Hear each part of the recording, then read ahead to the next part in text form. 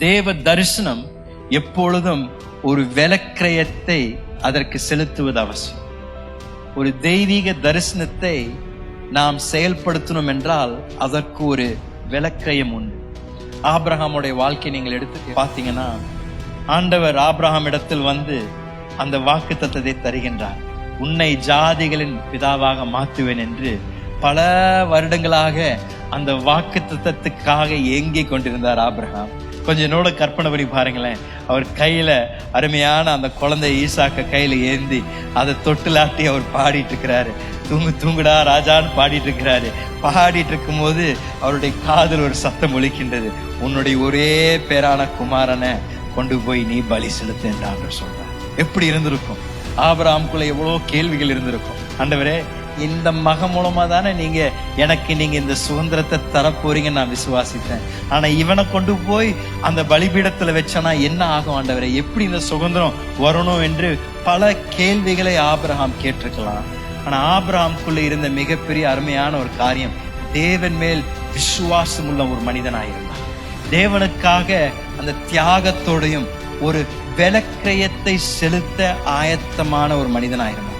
Abraham தேவனை பின்பற்றின முதல் நாளிலிருந்து பல காரியங்களை விட்டு கொடுத்து தான் தேவனை பின்பற்றுகின்ற மனிதனாயிருக்கின்றார்.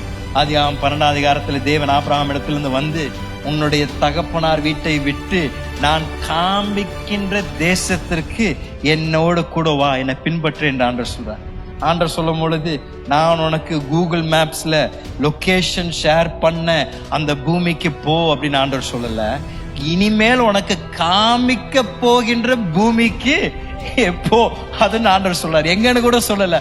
ஆபிரகாம் அந்த ஒரு வார்த்தையை எடுத்து அதற்காக அவர் முழு குடும்பத்தை விட்டு, தம்முடைய தகப்பனார் வீட்டை விட்டு, அதற்காக ஒரு மிகப்பெரிய விலக்கிரயத்தை செலுத்தி தேவனை பின்பற்ற ஆரம்பிக்கின்றார். தேவனுடைய ராஜ்யத்தில் ஊழியத்தை செய்வதற்கு இது மிக முக்கியமான இரண்டாவது குணாதிசயம் சொல்லுவோம். நாம் இருக்கின்ற வசதியிலே இருந்துட்டு தேவனுக்காக பெரிய காரியங்கள் செய்ய விரும்பணும் என்றால் அது செய்ய முடியாது. சில பேர் அப்படிதான் சொல்றாங்க, பாஸ்டர் நான் இருக்கிற மாதிரியே இருக்கிறேன், எனக்கு எப்படியாவது வசதி உள்ள ஏதாவது ஒரு ஊழியத்தை போட்டு கொடுங்க அப்படின்றாங்க. ஆண்டவர் அப்படி அவருடைய ராஜ்யத்தை கட்டுவதில்லை. நம்மளுடைய வசதியை அவருடைய பலிபீடத்துல வச்சுட்டு, ஆண்டவரே இந்த ஊழியத்தை செய்வதற்காக நான் இந்த காரியங்களெல்லாம் விட்டு கொடுத்து உம்முடைய ஊழியத்திற்காக நான் என்னை அர்ப்பணிக்கின்றேன் என்று சொல்லும் பொழுது அதன் மூலமாக தேவன் தம்முடைய தரிசனத்தை கட்டி எழுப்புகின்றார்.